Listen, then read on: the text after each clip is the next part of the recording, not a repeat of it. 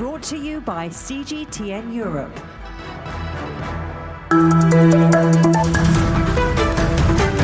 Hello, I'm Stephen Cole. Welcome to the Agenda podcast.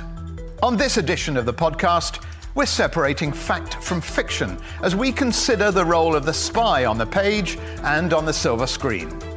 As we still await the release of James Bond's 25th official big screen outing, and as the world mourns cinema's first Bond, Sean Connery, just how close to real life are our fictional secret agents? One man who should know is bestseller Frederick Forsyth. He's sold more than 70 million copies of his novels, which include such titles as The Fourth Protocol and The Day of the Jackal. We met at his home outside London to talk spies, both real and imaginary. You lived through the Cold War in Europe. Yeah. This is the time in British crime fiction that spy fiction, if you like, was at its height. Why was spy fiction so readable then, or so popular? Two reasons, I think. One is it's a British tradition. We began years ago with the Riddle of the Sands and The Lady in White and so on. We began that genre. Everybody else has copied us one way or another. And I think that because in the Cold War it was a subject of daily interest. Your papers were full of Russia doing this, Russia doing that, the East Bloc doing this, the Iron Curtain doing this, and so on. So people were interested. They're less interested now because they don't perceive the threat. Back then the threat was very perceivable. I mean, the Cuban Missile Crisis of 1962, you have to go back 2 generations.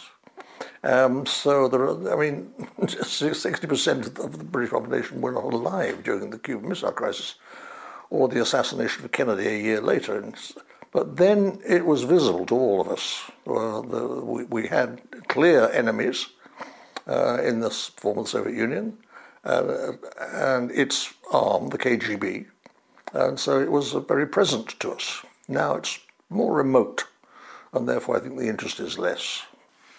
How accurately is espionage, or was espionage, reflected in fiction?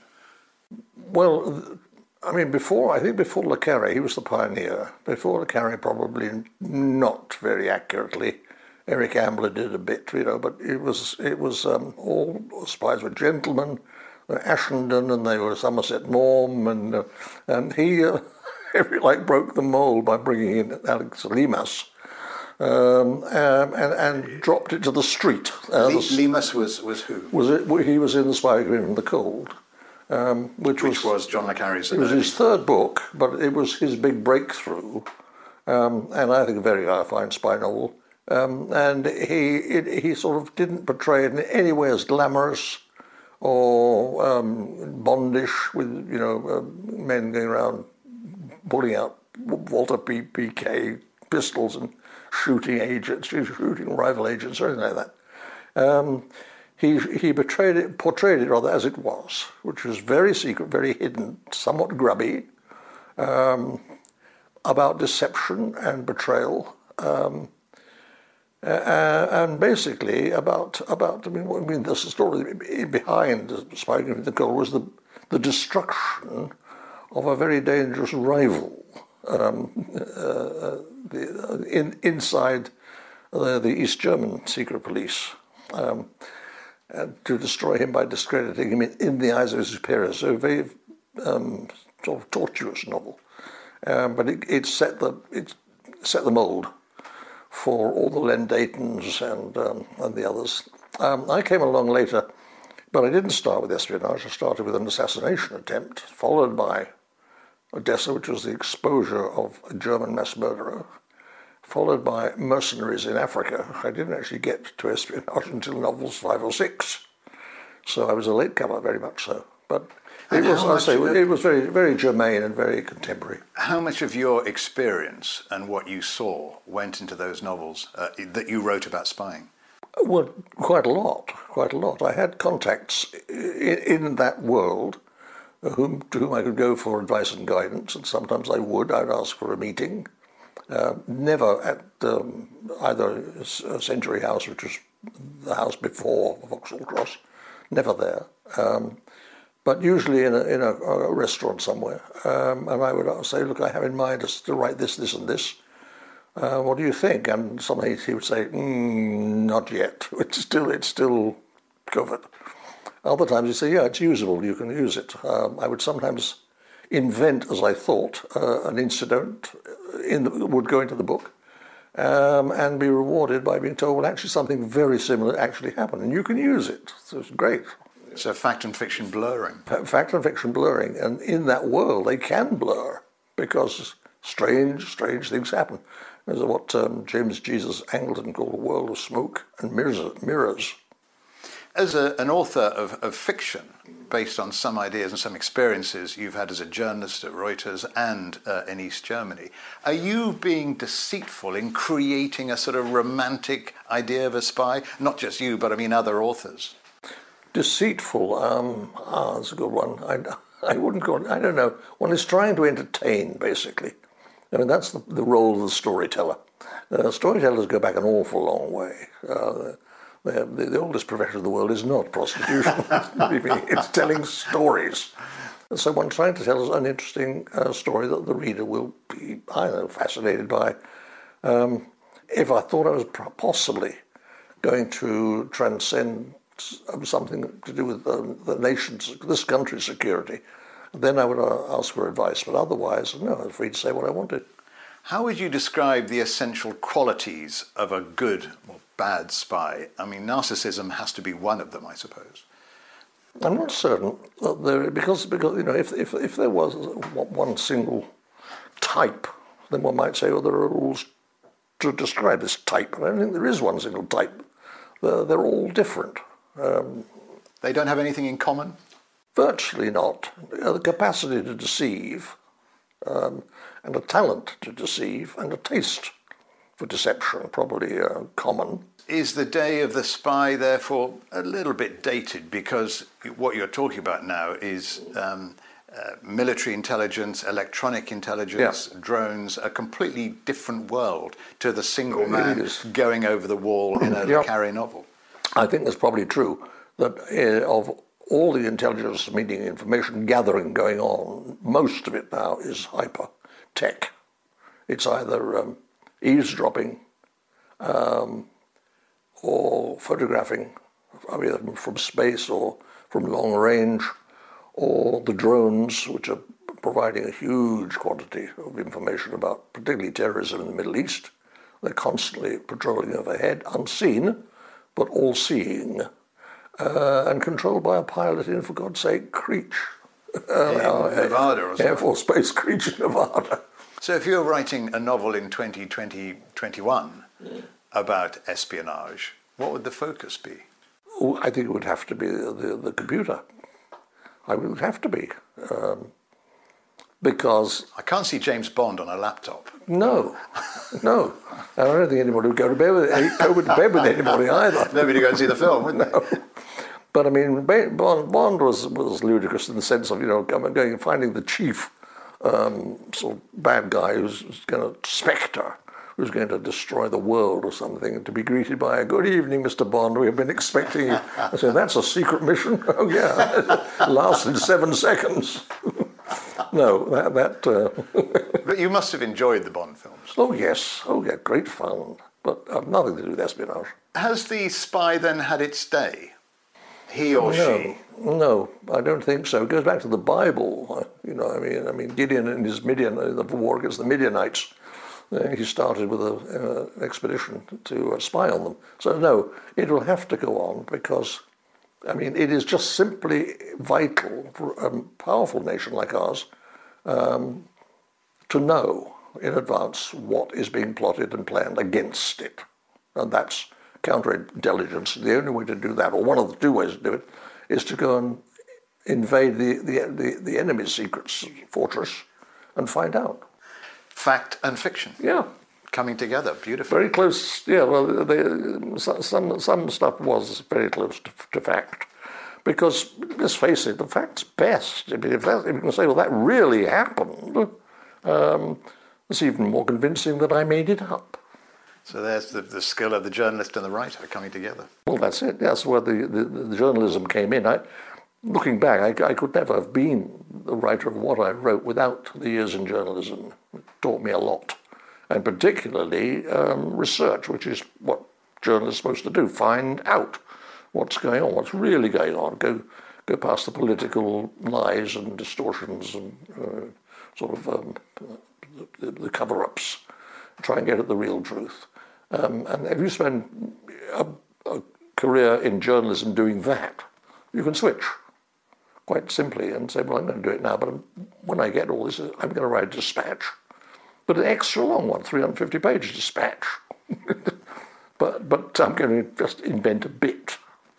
So I invented a bit. I mean, Day of the Jackal, the Gaul was real. That was the big hit. It was my first break. And I thought, why call the president of France in 1963 Dupont? Everyone knows it's Charles de Gaulle. And everyone knows the OAS tried to assassinate him. So I used real characters in fictional conversations with fictional characters. So you couldn't tell whether this guy was true. You knew that guy was true. He was real. But you didn't know whether perhaps the fellow you were talking to was real. Because he wasn't. He was invented. You make it sound straightforward, but it's more difficult than that. Otherwise, everybody would be doing it. Yes, it can be a bit torturous. Perhaps I have a weird mind. I don't know. By now, we should all have been able to enjoy James Bond's 25th official big screen outing, No Time to Die. But the pandemic has delayed its release to April next year. Nevertheless, what does the future really hold for Bond and for all fictional spies? Joining me now are Penny Fielding, Professor of English Literature at Edinburgh University and organiser of Edinburgh's annual Spy Week, and Dr. Monica Germana, author of the book Bond Girls, Body Fashion and Gender. Welcome to both. Penny, where does James Bond fit into the canon of spy fiction? Now he's become so iconic that it's hard perhaps for us to think about when he made his entrance in the 1950s after the war. 1953 was the first Bond novel, Casino Royale. And it's very much a post-war novel. So all the things we associate Bond with now, all the luxury goods and the cocktails and food that he eats, those were luxuries in the 1950s. So Bond kind of bursts on the scene after the war with all these exciting, luxurious goods. And he also provides a kind of tourist route through Britain and through the world after the war. And Monica, how did James Bond, do you think, come about? He seems very much a creation of Ian Fleming's time. Absolutely. As Penny was saying, he is the product of a very distinctive post-war climate. The 1950s, we tend to think of as a decade of gender conservatism, where women who had got a degree of emancipation during the 1940s and in many ways replaced men in factories and any kind of positions that men previously occupied, had to go back to their homes and become again wives and homemakers. Nevertheless, I think the 1950s is a much more complicated era whereby masculinity is in a state of crisis. Veterans come back home from the front, often wounded both psychologically and physically. And Bond is precisely that man. He is wounded from the start. If you read Casino Royale or view the 2006 film adaptation, you'll know that the character's debut is marked by a very dramatic ordeal. So he represents a kind of masculinity which on the outside represents outward confidence, hyper-masculinity, you could say, strength, virility, but under his clothes, so to speak, is a very scarred body. And Penny, he's not fantastically realistic, is he? But does that really matter? Or isn't it all really a question of spinning a good yarn? Well, that certainly became the case in the films, particularly with the Roger Moore films. Kind of strangely, Fleming thought that Bond was quite realistic. He thinks that the background that he provides Bond with is quite real. He uses the term verisimilitude, the idea of realism in fiction. And I think that's partly shown in the extraordinary detail that Fleming gives us in the novels about the cars, the cocktails. We learn in Casino Royale that the martini Bond drinks is not at all what we come to expect from the films. And the 1950s were also a decade of literary realism, so-called Angry Young Men. A very famous novel then in the 1950s was John Brayne's Room at the Top, which is about a young working-class lad who aspires to the wealth and the success that the post-war decade was offering. He has an Aston Martin, or he rather admires someone else who has an Aston Martin. Bond in the early novels has a Bentley, actually 1930s Bentley. So although the legend of Bond has become extremely exaggerated, kind of hyper-masculine, comedic, particularly with the Moore films, perhaps less so with more recent Daniel Craig films. That's not quite what Fleming wanted. He thought that these novels were more real, perhaps, than looking back, we expect them to be. Yeah. Monica, you've written a book about Bond girls in the age of MeToo. Is that a problem? Well, not for me, obviously. It's not for me either, but for some it could be. The term Bond girl has been the object of some kind of controversy. I don't think the word girl in itself is problematic. It is problematic only if you interpret it in a kind of sexist way. But there are many other ways in which the girl word can be used. For example, you can talk about girls' night out or girls' power. And in both of those instances, the term girl signifies playfulness and a way of inhabiting and performing gender that is not strictly abiding to the rules of patriarchy. And I see that Bond girls do exactly that. Besides the fact that they can be young women, especially in the books, but girlhood is more of a state of mind, I would say, more in tune with the notion of youthquake that really was ushered in the 1960s, where the cinematic Bond also started.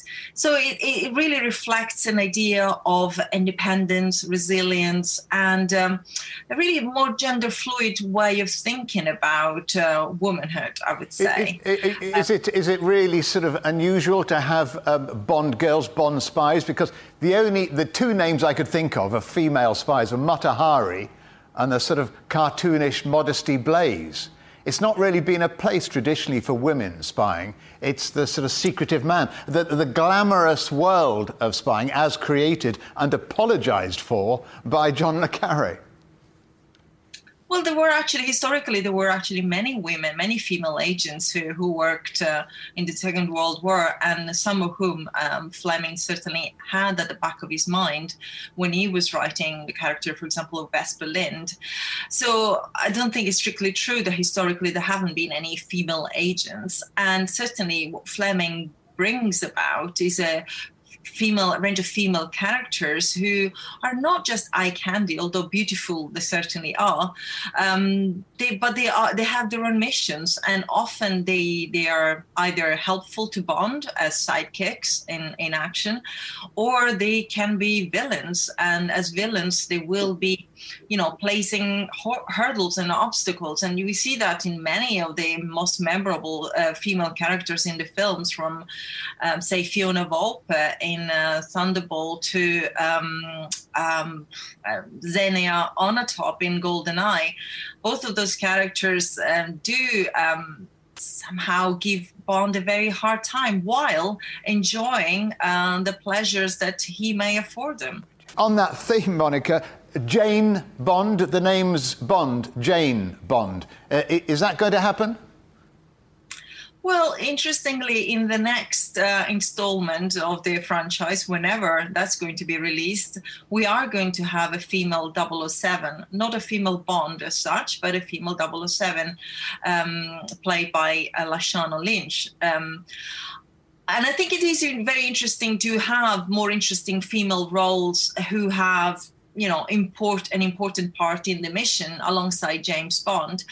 Nevertheless, I think James Bond as a character, should remain James Bond. He is a character in his own right. And even if he has flaws, he may be sexist, he is patronizing. In the past, he was certainly racist.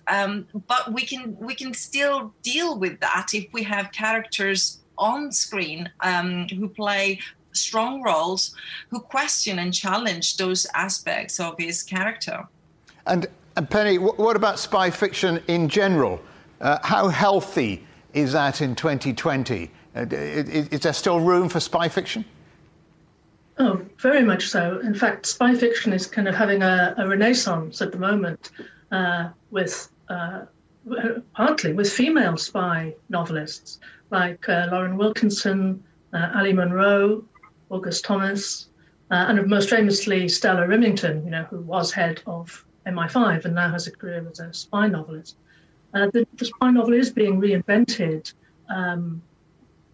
particularly with the novels of Mick Herron, who has created a kind of alternative world of spies who've been pushed out of the glamorous world of James Bond type secrecy and hang out in an It's offshoot very real, of the world of the Mick Herron spy, isn't it? It's very grubby. Yeah, Slough House. And the spies who are banished there are called the slow horses. But because they are so idiosyncratic and distinctive, they're allowed to break the rules, or they do break the rules, and they get things done that other spies perhaps can't. So even though the Cold War's over, you both think there is room for spy fiction for the future? Definitely. The spy novel isn't a product of the Cold War. It really starts in the 1890s with kind of invasion narratives. Everyone is terrified the Germans are going to invade. And then you have novels like John Buchan's spy series. So it's not dependent on the Cold War. In fact, it's not really dependent on any wars. And I'm absolutely certain that it will continue to develop and evolve. Yes, I would say the way James Bond has evolved as well as a character, in the literary novels to begin with, the conflict is mainly between, the West and the Soviet bloc. But then it evolves even in Fleming. The enemy evolves into a more global organization in the form of Spectre, which is what we see in the films. So it really is about global geopolitics. And so in that respect, it will always be relevant. There will always be some kind of conflict, sadly, in the world. But as Penny says, it's not necessarily to do with conflict, but more to do with the very interesting and thrilling world that is international espionage and international politics. That brings us to the end of another edition of The Agenda. Thanks for listening.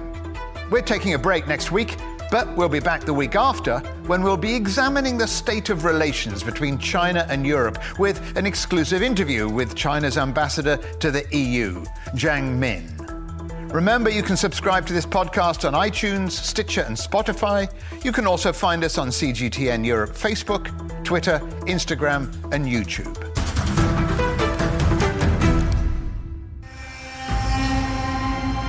The Alps, timeless and changing.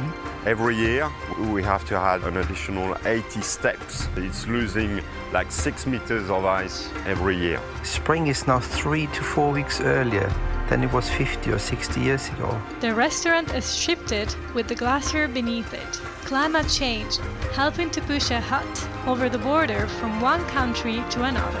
The Alps, timeless and changing. Online now at cgtn.com/Europe. The most interesting questions. Are there other living beings beyond Earth? Will man or machine be in charge? Great question. always have more than one answer. Well, hold on, let me just draw up a list. And always come from more than one person. That's where the credibility lies. The concept of having a machinery which is alive and evolving didn't wait for us. The end of inequality of incomes and wealth around the world, can you imagine how difficult that is at the moment to achieve? Every episode, Stephen Cole, Murray Beveridge, and some of the brightest minds out there shed light on the answers to some of the most intriguing questions. There are two ways of looking at this. Machines can't really discriminate between civilian and military targets. The Answers Project. Maybe we need to just look at this in a bit more detail. Extraordinary claims require extraordinary evidence. The Answers Project, a new podcast from CGTN Europe.